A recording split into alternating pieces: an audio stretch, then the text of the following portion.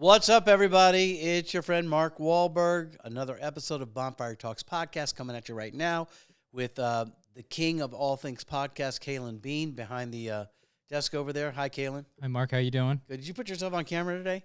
I did. Yeah, I was recording another podcast, so it's not in my usual spot. All right. Just want to make sure that we're seeing you when I refer to you as behind the desk. Kaylin produces several podcasts. I'm just a cog in the Kaylin Bean wheel.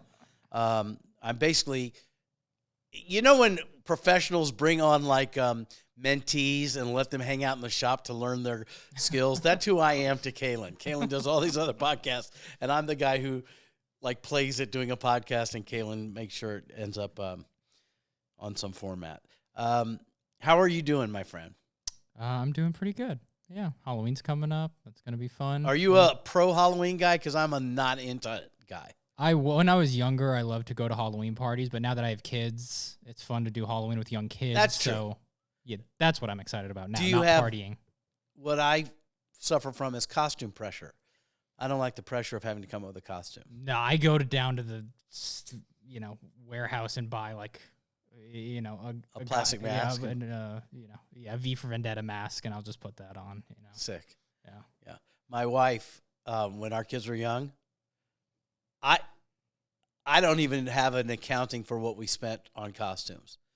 You know, Robbie, I've had her on the podcast. You hear me talk about her all the time. She comes from a showbiz family, and they don't do anything just half-assed as far as that stuff goes. So I think there have been times where we've rented costumes from Western Costumes, either for ourselves or for the kids for Halloween. The level of costumage that went on over the years, the pressure we felt, I felt, and the money I spent for 5 hours of costume wearing is irresponsible and has left me triggered at the sight of a bite-sized Mounds bar. Just that alone triggers me into it's Halloween again. But there have been some costumes that the kids had that have just... My daughter was Queen Amidala one year when she was like 8, and people still call her that. That's how good it was.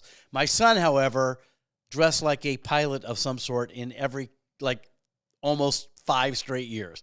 Airline pilot, astronaut, fighter pilot, and then he became, a Navy pilot. So look at that. And then my daughter became the queen, so it all worked out. The worst costume party, I wasn't going to do a whole Halloween thing, but you got me on there. It is, as they're hearing this, has already happened a while ago. Okay, so well, keep that in mind. Apparently, I don't care. So this is another triggering moment. This goes in the long list of moments. We all have those moments where you're laying in bed and all of a sudden you go, oh, like cringe because you have a memory. This is one of them. I was newly the warm-up guy for Studs, which was a dating game show that aired in the early 90s that I got hired on a whim, and the host was a guy named Mark DiCarlo, who I've had on my show many times. He's one of my best friends, if not my best friend. Him and Pat Finn, my 2 best friends, had them both on the show. But Mark at the time, to me, was the guy I was doing warm-up for. He was the star of the show, and I kind of, this will go into today's topic about self-worth because this is me having none at all. So I was like, I couldn't imagine a world where I got to hang out with somebody who was the star of the show because I was just the warm-up guy and I didn't want to overstep. Just had no awareness at all that we were just 2 dudes, right? And so he invites me to his house for a Halloween party. And at the time, he was running with a circle of, improvisers and actors who were, the movie Swingers? Of course. Vince Vaughn. Right. So, all the bars they went to that night, they went to the Dresden. And Mark was in that circle of people going to the Dresden and the Formosa Cafe and all those places that were the hip Hollywood actor scene. And I was not. So that's who was coming to this party. I also was unaware.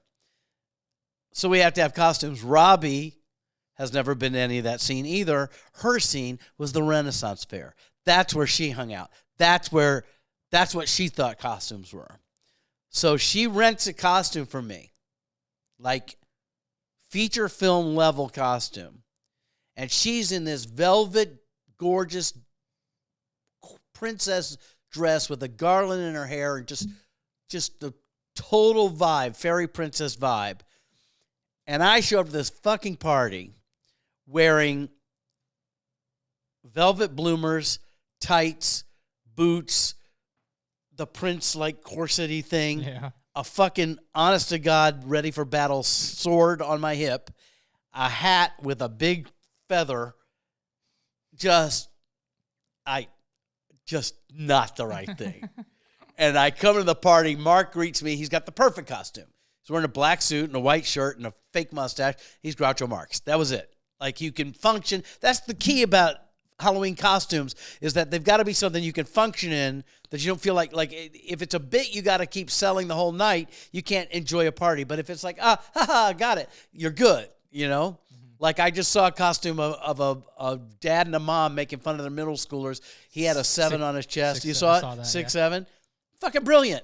You know, it's funny when you're together, and then you go have a drink, and then it's not a problem. I had a buddy when I worked for Corolla, and he would always have the simplest but like best costumes. And so he'd have like a white shirt with just a yellow circle and some devil horns. And you go, "What are you?" He goes, "I'm deviled eggs." Deviled eggs. Done. Or now it'd just be like that emoji. It doesn't matter, but it's simple, right? Yeah. So here I am at Mark's house. It's crowded full of Hollywood hipsters, and I'm standing in the corner with a 3-foot pink feather off of my head, a sword on my hip that every time I turn to talk to somebody, I knock over everybody's drinks and food and shit. It was a Seinfeld Curb Your Enthusiasm nightmare that I relive every Halloween and sometimes between holidays, just to remind myself that there was a time when you were that level of loser. And Robbie's gotten me into those situations so many times, I can't even tell you. To the point where now I don't trust her at all with any of that. I feel like it would have been fine if you just left the sword at home.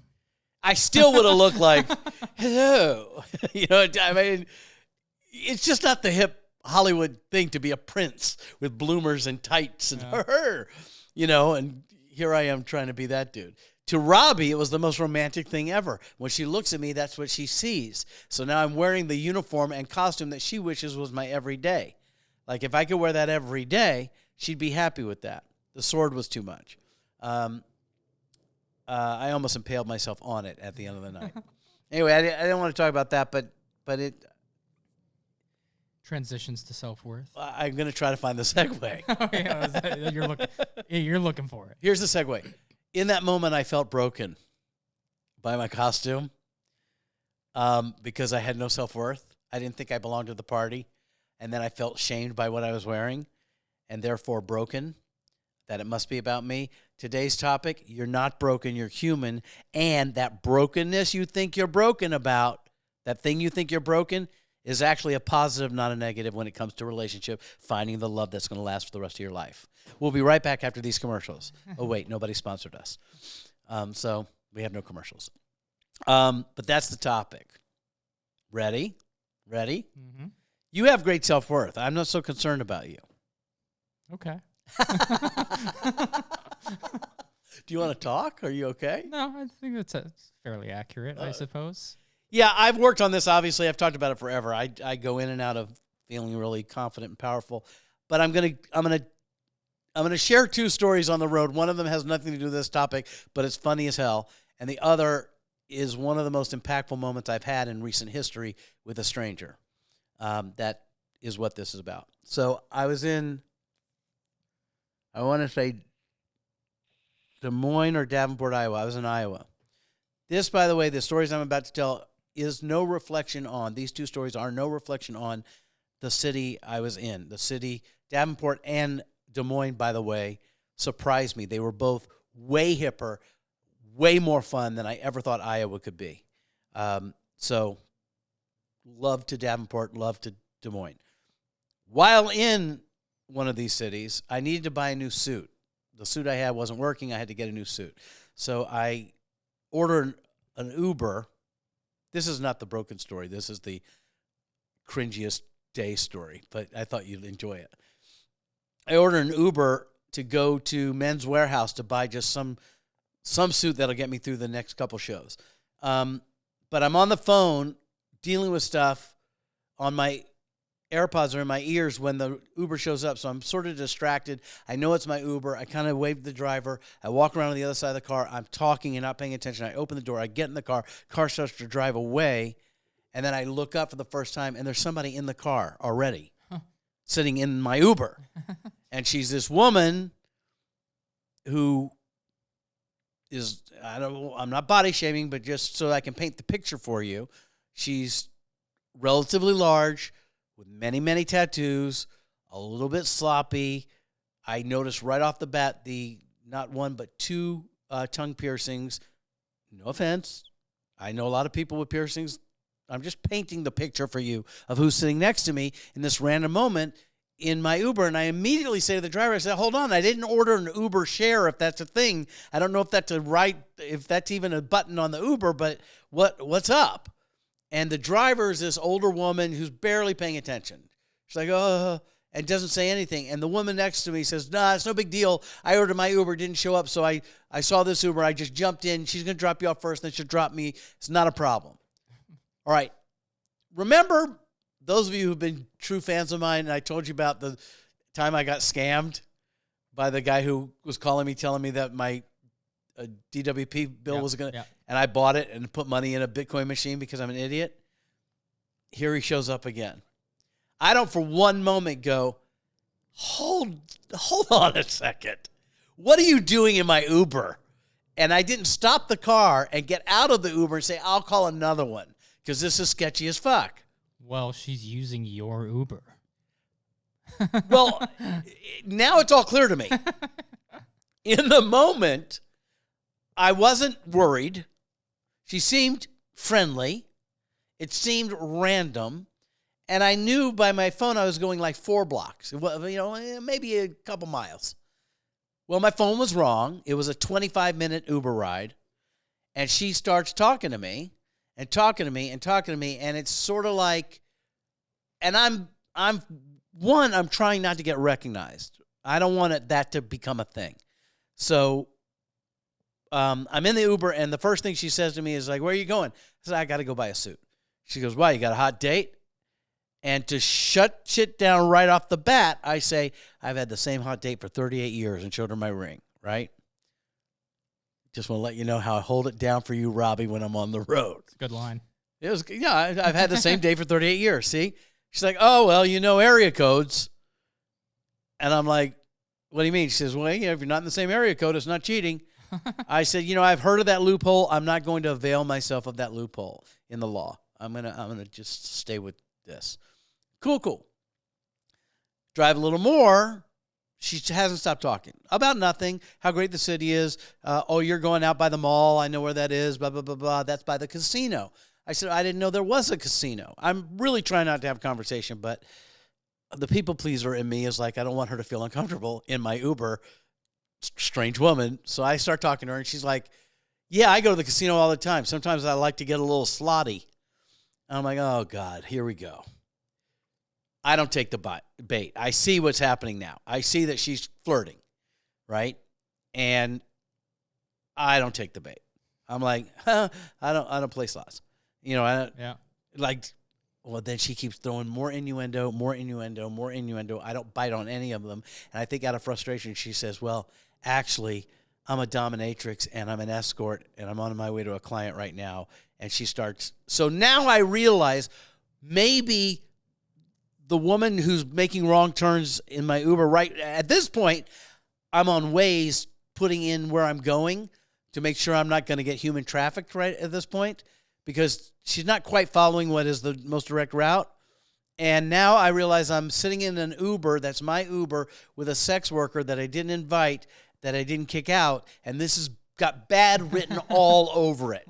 And I'm a little panicky right now. And she starts talking about her different clients and the things she does and has been doing and blah, blah, blah, blah. And I'm like, the part of me who's on the podcast is like, well, I don't want to shame a sex worker, right? But at the same time, I don't feel safe. and I'm just like looking to make sure that we're going to get to where we're going. All this to say is nothing happens. She makes every pitch she can make. How long are you in town? Blah, blah, what do you do for a living? All this stuff. I skate every question. And as I'm getting out of the podcaster, she's a podcaster, right? And influencer. It's a version of Cash Cab, but it's an entirely different vibe. So as I get out of the car, she makes some reference to her prowess, her expertise in one certain aspect of male-female relation in her line of work. And she's like, I'm really great at whatever she said she was great at. And at this point, I just want to like take a, antiseptic shower, like the whole thing, like just freaked me out. And so as I'm getting out of the car, I'm like, well, good for you. And then she goes, want to see? And she holds up the video, and it's video of her performing said expertise on some client. And that's when I slammed the door and I got out. And I'm looking around and going, did anybody see any of this? Are there witnesses? Is there someone I call for help? EMZ's around the corner. That's what, I didn't even put it together until later when somebody said, man, it's a good thing nobody saw you getting out of the car with some prostitute in the middle of Davenport. And so anyway, who am I that I don't immediately have enough self-worth to say, you know what? Your feelings don't matter as much as mine. Get out of my Uber. Or I'll get out and you can have it. But it's on my account, Yeah. So none of that happens. I don't matter enough. I'm riding for 25 minutes with some crazy-ass sex worker who's showing me videos of her work, and I can't have enough self-worth to take care of myself and go, you know what? Not down. Pull over. And I'm full fucking grown, right? So another weak moment for me that turned out okay. Now I'll tell you the story that really brings me to this topic and actually moved me to the point of tears and had me a little shook for half the day. That was the day before. The next day, I'm checking out of the hotel, and I'm in the lobby because I had to get out of the room, and I'm talking to Robbie and a real estate person on a conference call about potentially selling my house. And all these numbers and math and all this stuff. Really heavy conversation I'm in. But I'm a noticer of stuff. This goes back to that empath thing, that it's really the empath in me was born out of fear. So it's really a hypersensitivity to everything going around me, except, of course, when I get in an Uber when there's sex workers sitting next to me, then everything just turned off and I didn't know how to protect myself. But in this lobby, I'm checking everything out and I'm highly aware of what's going on. And I see this one dude who's got kind of like a long mullet and a hot girlfriend, and they come in and I noticed his shirt and I immediately said, I saw his ear was kind of a cauliflower ear. I said MMA fighter, and he turned around, had MMA on his shirt. I'm like, oh, cool, whatever. And then they go away, and then this other guy wanders into the same area and sits down. And in my head, I thought maybe they were waiting for each other, and one went to get coffee, and they're coming back. And he's this good-looking dude, probably about 6'2", 6'3", thin but muscular, kind of built dude. And he's got butterfly bandages on his arm. He's got a black eye and some other cuts and bruises and stuff. And I immediately go, oh, there must have been some UFC or MMA fight in town last night, and he didn't fare so well. As I'm talking, and we're sitting not as close as you are to me, across in the same sitting area, but it's a big lobby. He's over there, and he's sitting by himself, and I notice tears in his eyes. Then he starts leaking. Then he starts weeping, like just weeping, hands in his head, head in his hands, weeping, like a shoulders and the whole thing. And my heart's breaking. I don't even know what's going on. And I'm like, that can't be from MMA. And if it is from MMA, he's in the wrong line of work. Because I don't think when you fight in MMA, you then sob afterwards going, oh, it hurts so bad. You know what I mean? Or what I did to that man. I don't think that's the MMA, vibe. So it's confusing me. But I'm still on the phone for another 15 minutes. During that time, his arm starts leaking blood, and he's sobbing, and blood's now, he's trying to keep it from getting on the furniture, and it's a thing. So without breaking a moment on my conversation, I get up, go get napkins out of the little snack area, and bring them over and give it to him and kind of give him a pat on the shoulder like a dad would to a kid. Already thinking to myself, this is obviously nothing you need to get involved in. This has trouble written all over it, right? Don't get involved. A phrase I should have said when I was getting in the Uber the day before, but apparently I didn't think of it then either. Finally hang up the call. Take the earpieces out. It's as if he was waiting for that to happen. And he looks up, a tear streaming down his face, and he goes, PTSD, man. And I'm like, so I go over and sit with him. And I said, you want to talk about it? And he said, I mean, yeah. And he starts sharing. I said, did you get in a fight? Like, what's all this? He said, no, I did that to myself.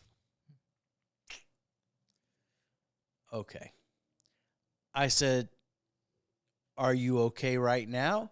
He said, I think so. I've got somebody coming from the VA that's going to take me to a place to get me some help, and he's on his way here right now. And he showed it to me. It was legit enough that I knew somebody was on their way, for real. Told me the guy's name, told me who he was and everything. And then I'm like, all right, do I walk away or do I sit and talk with this guy? And then anybody who's seen me on TV knows that I kind of jump in whether I'm invited or not. And so I kind of did. And I basically said, look, whatever your head is telling you right now, whatever that voice that was talking to you last night that had you hurt yourself and that may be talking to you now and the tears are about, whatever that voice is, that's not real. Okay? And right now is real. So do you want some help? And he goes, yes. I said, I'm going to give you a tool that you can access really easily that's very simple so that you don't hurt yourself again. I said, whenever you start feeling like you want to hurt yourself or the voices in your head are louder than you can handle, I want you to stop and put your hand over your heart, and I want you to feel your chest. If you're breathing and you feel your heart beating, that's 1 and 2. And then 3 is look at your feet. Are your feet on the ground? So if your feet are on the ground and your hand's over your heart and you can feel your heartbeat and your chest up and down that you're breathing, you get to say right then, I'm okay right now. Because whatever this head is telling you is based in your past. Okay? Whatever this sabotage is, whatever pain you have, whatever is causing you to hurt yourself and make you feel miserable isn't what's happening right now. Because right now, your heart's beating, your air is coming in and out of your lungs, you're breathing, and your feet are on the ground. Right now, you are safe and sound and okay. And anything more than that is more than you're going to be able to access as far as a tool. So that's what I'm going to tell you to do, that whenever you feel hopeless, in trouble, put your hand over your heart. Remember that I told you this. Take those 3 steps, and then you can at least say to yourself, that's not the truth. The truth is right now I'm okay, and maybe that will help. I'm grabbing at straws, quite frankly. I just wanted to give this guy some relief, and that seemed to help. And so we talked a little bit more, and he asked some questions. He shared some stuff, and I shared some stuff. I won't go into the details of what I've shared. I kind of started to talk a little bit about, he shared that he had been in the foster system and had been abused and this, that, and the other. And unlike other experiences I've had where it's a scam or they want something, it's the sob story that leads to an ask. There was none of that. This guy was just in a lot of pain. And he didn't ask for help. He didn't ask for money. He didn't ask me to do anything, right? He was just grateful that I would sit and talk to him. And he was really sane in the conversation. And I said to him, I said, I just met you, but can I just tell you a couple things I've observed? And he's still kind of sobbing, but pulling it together. And he said, yeah. I said, look, I don't know your past, and I understand this pain must be great for you to harm yourself like this. But I'm going to look at you and tell you what I see. I see a handsome young man who's physically fit, like you've been eating, you're clean, you're fit. You obviously are not out on the street. You obviously have a place to live and you have a little money in your pocket. Is that true? He said, yeah, I got that. I said, well, let me tell you something. Whatever your head is telling you about who you are, failure, whatever the negative things you're saying about yourself, you kind of are proving them not to be true. What you are is successful. Whatever your trauma is that you've had to weather, you've survived it. You're here right now. You're here still right now and have survived that. So give yourself a little credit for being strong enough and brave enough. And he shared, I remember what he said. He shared that all of his friends tell him he's a bitch for trying to go to therapy. Pretty common, right? That trope. And I said, well, I'm going to give you an old cliche that dads like to give people, but, you hear it. I said, look at the 5 people you hang out with the most, average their life. That's going to be your fucking life. So maybe you should think about 5 different people, right? And his eyes were like he'd never heard it before. He was like, what? All right. Enough of this story. He then pulls it together. I find myself at 11:30 in the morning at some strange hotel in Iowa holding a strange man in my arms while he sobs on my shoulder for longer than strangers should be able to do with one another. And I left when I felt sure that both the hotel was aware that he was okay and not a threat. Like, I talked to the manager like they weren't going to kick him out of the lobby. He wasn't causing a problem. It wasn't crowded. And that whoever was on his way, I could see on his phone, was almost there. And I felt okay to leave, and so I left. This is not a story about how great I am in this moment. It's a story of how I then felt after that moment. And where you get to have this too, is that his crisis gave me called to me to help. And I did what I could. I did, and I hope I helped. In the moment, I think just holding him while he cried was helpful. I think when we're sobbing and we're scared and somebody puts an arm around you, you feel better. Unless it's a sex worker in your Uber, and then it's a crime. But nonetheless, at the end of the day, and as I think of it now, I have a warm feeling and a feeling of connection to this stranger, and a feeling a little bit of feeling good about myself that I was able to be there for someone when they needed it. Okay, let's get back to relationships. And what you guys keep sharing with me is a problem in you finding love. This phrase, you kids today, you love this phrase. You love this phrase. You say it all the time. I was so broken. I am broken. This broke me. Okay? I want to acknowledge that I acknowledge your feelings. I hear what that feels like to you, and I acknowledge that pain. I don't like the phrase. You're not broken. You're human. Nothing's broken. This is what life is. We are a ball of making meaning. We are a flesh bucket. That's the wrong phrase, but we are just this thing of flesh, and all we like to do is take everything that's going on around us and make it mean something. And it doesn't often mean what we think it means. And broken is to say that you no longer function. This is whatever I'm supposed to be is broken and I can't do it. That's not it. That's not it. I want to say it again to you who's listening. That's not it. You're not, there is no broken. You're just human. This is the human experience. And you have to give yourself the grace to have the human experience. And I'm going to give you the key to feel better about it as it relates to relationship. Because what I think happens in relationship, you guys and girls and gals and men and women or whatever gender, theys and thems and all the things, you try to be something you aren't for the person that you're wooing, courting, or in relationship with, for fear that they're going to discover the truth about you and then leave. And I know that comes from the pain of having someone leave, which all of us have had. Most of us have had. Any of us who have the definition of what being in love is has had that experience to be the backboard for us to realize what true love actually is. So I get it. So what I, in a smaller sense, I've coached women about mostly is that I always joke. I say, you're wearing the sweatshirt and you got the ponytail on and you're serving up wings at the football game on Sunday and you know, saying all the right things and waiting for the moment where you can be the vulnerable person you are and not just the cool girlfriend. And how long, I've literally had the question, how many weeks into a relationship should it be before I start acting like myself and let him know or her know who I actually am?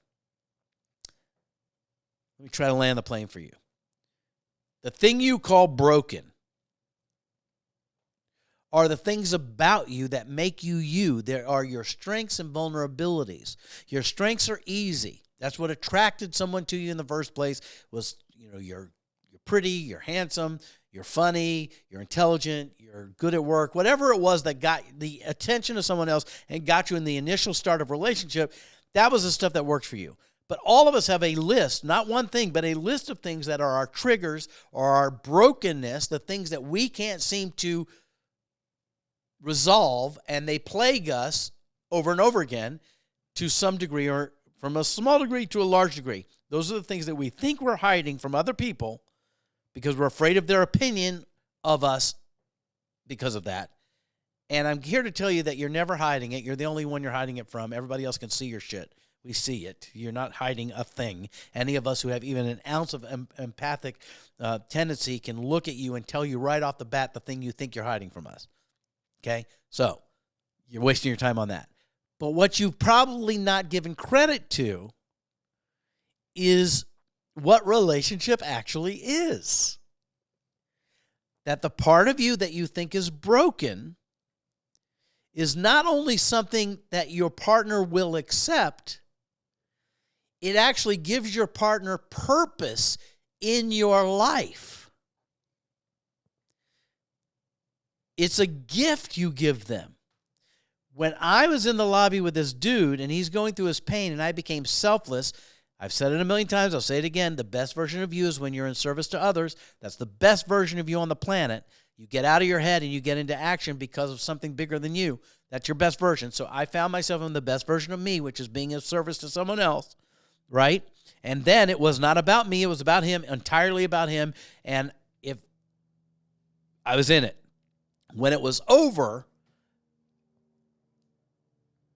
along with the sadness of the pain he was feeling and realizing there's really nothing I'm going to be able to do to help him there, that the pain would always, that pain exists for him.